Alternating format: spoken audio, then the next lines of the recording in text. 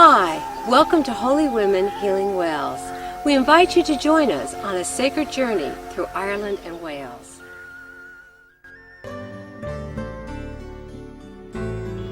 Saint Brigit of Kildare, a woman ablaze with God's womb compassion.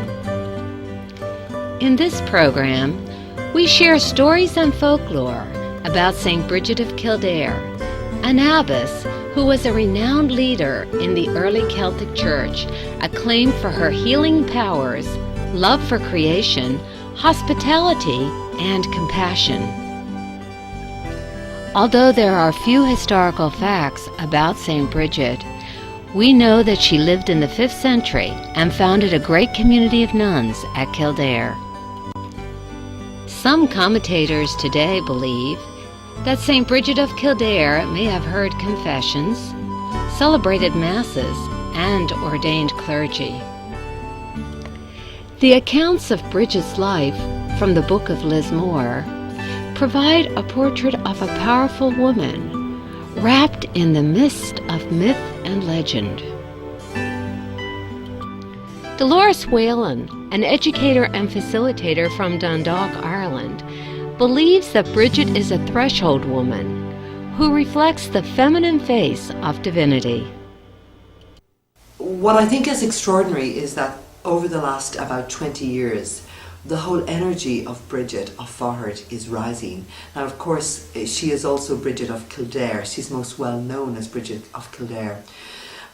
Legend has it that she was born in Faughart, which is slightly north west of Dundalk, which is on the east coast of Ireland. And the hill of Faughart is a very beautiful place. It rises right out over the plains of Meehan, which is a very ancient kingdom. And Brigit of Faughart, the traditional story says that she was born from a marriage of a slave woman and a chieftain. And he was she was of the old religion, he was of the new religion. Of course, that's a metaphor for saying that she was an in-between person. She was a carrier from one aspect of culture into another aspect of culture. So she was this threshold person, or she was also a liminal person, that is, betwixt and between. See, for me, Brigit is about possibilities. And it's this constant, generative, creative aspect of God, which the feminine aspect of God is. And this is very different from the old image of God, which of course we're all exorcising out of our minds, but this image of this old grey hair, old white-haired man with a beard, which in fact is the antithesis of the Brigit energy, because that's about an energy which is fossilized, which is actually not continually creating. And that idea that God made the world and everything was preordained and predestined, which was a very old image of God. And I mean, that is now, I suppose, being very much replaced by the whole idea that God and the cosmos and we are constantly being recreated. And that's such an exciting idea. Thomas Berry and Brian Swim talk about cosmogenesis, the actual creation of the universe and of the cosmos and of God and of all of us. It's not a finished book. And I think that there's a huge difference, and that is the difference between, that masculine kind of rigidity and the feminine flexibility or fluidity. And for me, Brigit embodies that fluidity, because every spring Brigit comes back, and every spring there are new possibilities. Sister Mary Minehan, a Brigitine sister who lives in Kildare, shared with us some of the stories and legends about Saint Brigit. She believes that Brigit is being reclaimed as a model for our time. I'm Mary Minehan, a Brigitine sister, living here in Solace Vrida, the light of Brigit, at 14 Dara Park, Kildare Town, Ireland. I was born in County Tipperary and joined the Brigitine congregation, and in 1992 I was asked to come in here to Kildare to initiate a Christian centre for Celtic spirituality in the spirit of Brigit of Kildare. There is a whole resurgence of interest in Brigit, I'm amazed, not just in Ireland but all over the world. We have an artist here with us at the moment called Gail Donovan. She taught art in one of our schools in Australia, and she has 12 fabulous paintings of Brigit of Kildare. Brigit Healer, Brigit Prophetess, Brigit Birthing a New Future. Actually, the legends of Brigit are being retold as parables for today. Gail Donovan, an artist from Adelaide, South Australia, showed her paintings at an exhibit in Kildare. My name is Gail Donovan and I'm from Adelaide in South Australia. This painting, Brigit Epiphany 2000, really has kind of launched me into this set of paintings. The spirit of Brigit, but it could be understood as the spirit of God. It could even be understood as the feminine within the whole of humanity, encircling and in loving relationship with the earth. I've used these colours as hope. Again, it's a cosmic thing. It's an earth thing, but it's a cosmic thing as well. So the moon and the stars are there as part of it. And there's also a sense of the umbilical cord connecting the new birthing with the mother image. One is called Fire Woman Rising. Fire is an ancient symbol associated with Brigit, both as saint and as the pre-Christian goddess. And because there is such a rebirth of interest in her right across the planet, the inspiration is for me here that her spirit is rising, and it's about a burning passion for life and love and justice and all of those things that are so central to the wholeness of human existence, I think. So she's rising up, she's saying yes to life, and although it is the spirit of Brigit, it's also representing part of, I believe, the human spirit. You know, there are moments in our life when we either do say yes, or we would like to say that. Gail Donovan's art presents Brigit as a woman who burst upon the scene with a faith that moves mountains and a fiery legacy that ignites the Celtic imagination to this day. Brigit, Goddess and Saint. Brigit lived at a time of transition from pagan to Christian Ireland. The new church blended her image with an older pagan goddess. Brigit is said to have been baptized and named by angels. When her mother was pregnant with Brigit, the Druid prophesied to her father, "This slave will bring forth a wonderful radiant daughter, who will shine like the sun among the stars of heaven." Legend describes Brigit as the midwife of Mary and the godmother of Jesus. Of course, you had a goddess Brigit as well as Saint Brigit. We're told that at the fire temple here in Kildare, the priestesses used to gather and light their ritual fires and petition the goddess Brigit for good crops, herds and things pastoral. And when Brigit and her sisters came, they kept the fire lighting here in Kildare up to about the 15th century, when the fire was extinguished. But in 1993, that flame was relit here in Kildare, and we keep it here at the moment, here in this house, Solas Frida, the light of Brigit. Brigit, a woman of abundance, generosity, and hospitality. Brigit was looking for some land to build her monastery, and she went to the King of Leinster and looked for it. And I'd say he refused, and she kept on and on and on. And eventually said, maybe to get rid of her, he said, "I'll give you what your cloak will cover." So she put down her cloak, and we're told it spread and spread over the Curragh.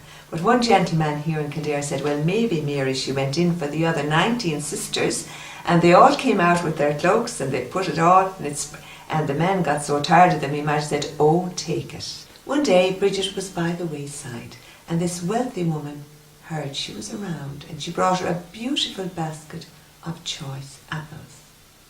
And Bridget began to give away the apples to the sick and the poor who were around her. And the wealthy friend said, "But Bridget, those apples were for you." And Bridget replied, "What's mine is theirs." Oh, if we could live that today, when the rich are getting richer and the poor are getting poorer. I think, our ancestors were wonderful. We had so many great, valiant women who just were on fire with God's love and believed in themselves and in helping others and caring for others. But I think that spirit is still very alive today, and there's still wonderful men and women caring for their neighbours. Brigit, a woman of the earth. Saint Brigit was the guardian of farm animals and the harvest. Stories abound of Saint Brigit increasing the yield of cow and sheep to help those who are sick or in need. Many of the stories about Bridget deal with, the butter and the cows and the milk. We're told that, no matter how many visitors came to Bridget or many people called at the door, there was always enough milk. And many of the images of Bridget we see are with Bridget with the cow. I suppose it is the whole feminine face of God that is very important for Bridget. So we look to Bridget as an earth woman who was very much in touch with the elements, the earth, the air, the fire, the water, with nature, with the milking, with the land, the sowing and the reaping. Bridget very much in touch with the Celtic roots, had a great reverence for all of creation. So I suppose today we could ask ourselves, how aware am I to my responsibility for caring for the earth today?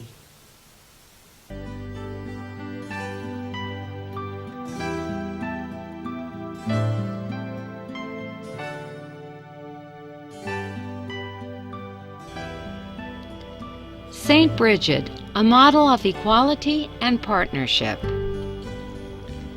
Saint Brigit founded a double monastery in Kildare, which included women and men, some of whom lived a celibate life, while others were married couples with children.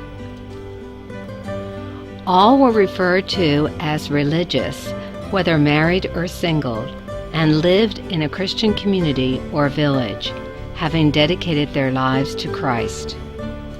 This is a model of what an ancient Celtic monastery looked like. The overall authority within a double monastery often resided with an abbess, who governed both the male and the female houses. Brigit was a powerful leader.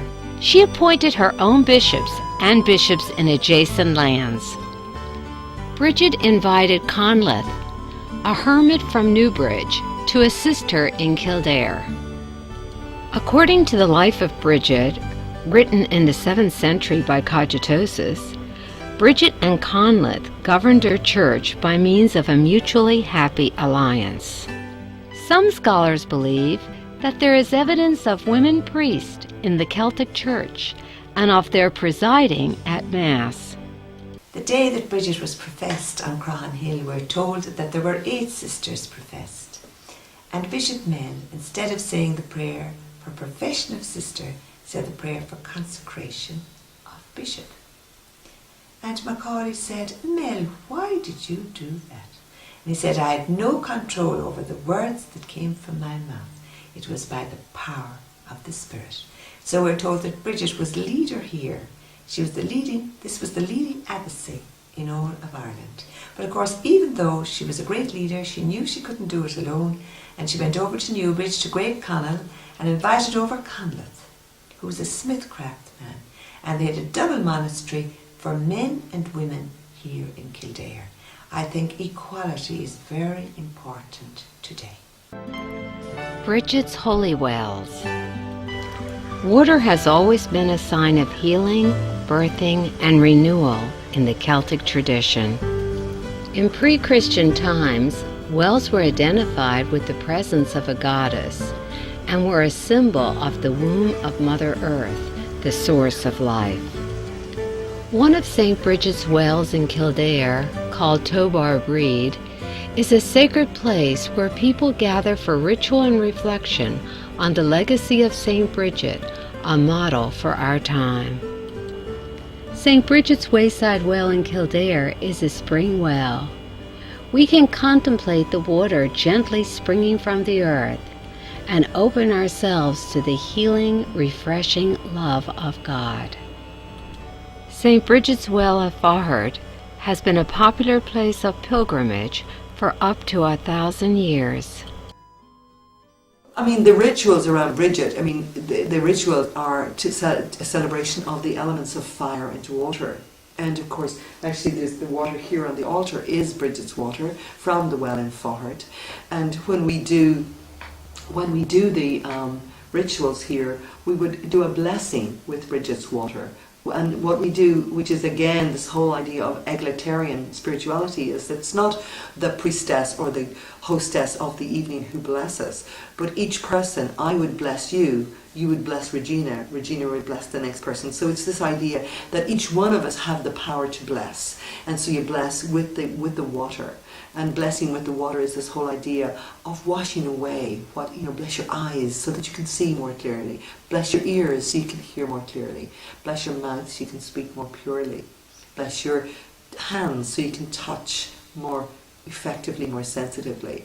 And again, the fire is the whole idea of what the fire does. The fire warms, the fire heals, the fire transforms. So I see very much the Festival of Bridget, the fire element of Bridget is the element of transformation. Rituals and blessings associated with St. Bridget's Cross. It's customary here in Ireland before St. Bridget's Day to weave St. Bridget's crosses. Thousands of crosses are woven in the houses before St. Bridget's Day. I had a sister here in this room actually some time ago, and she told me she was the eldest of a family, a big family up in Donegal. And on the eve of St. Bridget's Day, the 30th of January, her mum would send her out to collect rushes. Then she would come back and knock on the door and say, "An bhfuil fáilte ribh bríd? Do you welcome Bridget?" And the mum would come out and invite her in, and she'd say, "Sheva, Sheva, Sheva, tá fáilte ribh bríd." Yes, where there's life, there's Bridget. We do welcome Bridget. And she would go in, and they would all sit around the table and make the crosses. And the crosses were a symbol of protection and peace. Protection from fire, protection from disease. I remember my granny making crosses and putting them out over even the cow house and the hen house and the stable, because she believed that the curative powers of Bridget and Bridget's protection would guard those houses.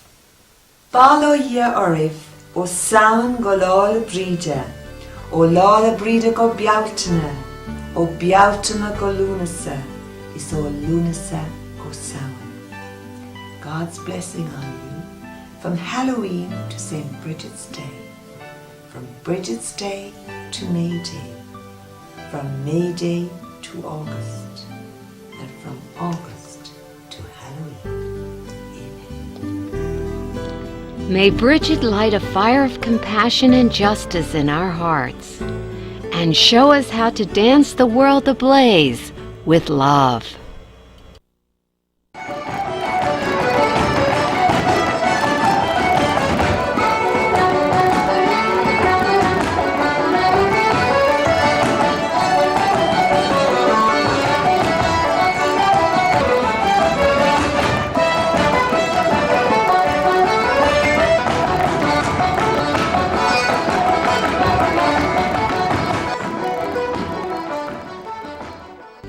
Thank you for joining us for this special program on Holy Women Healing Wells.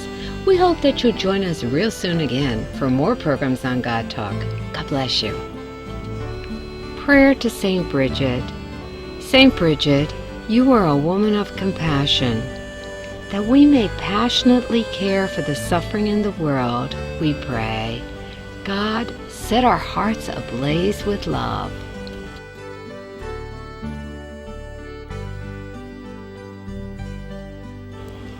St. Bridget, you were a woman of the earth. that we may care for our marvelous planet, we pray. God, set our hearts ablaze with love.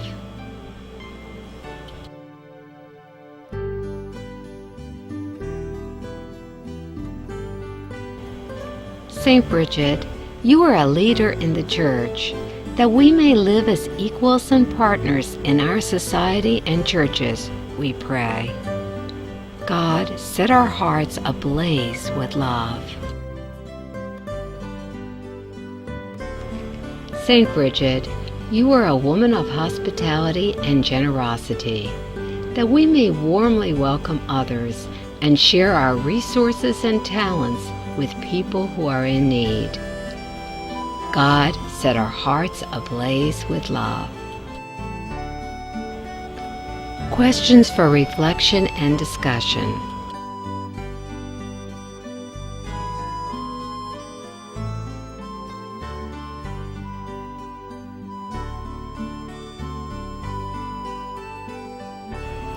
How can we protect and care for creation?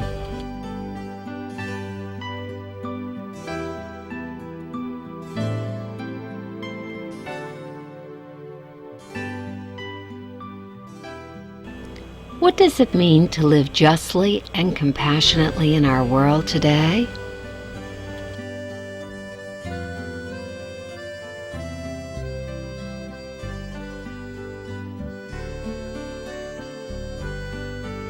Who are the strangers who need our generosity and welcome today?